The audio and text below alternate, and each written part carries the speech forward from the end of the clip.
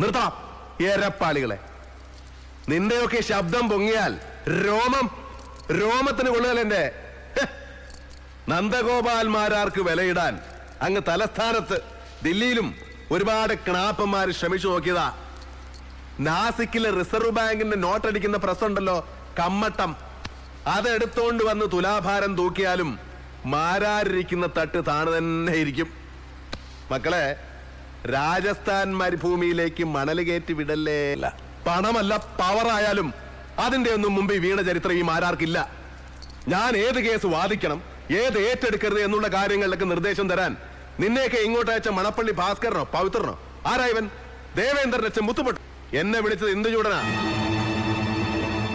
അവൻ ജയിക്കുന്നത് വരെ ഞാൻ അവന്റെ കൂടെ ഉണ്ടാകുകയും ചെയ്യും. അത് കാണാൻ തന്നെ ഞാൻ വന്നത്. പിടിച്ചോ, എണീച്ചു പോടാം.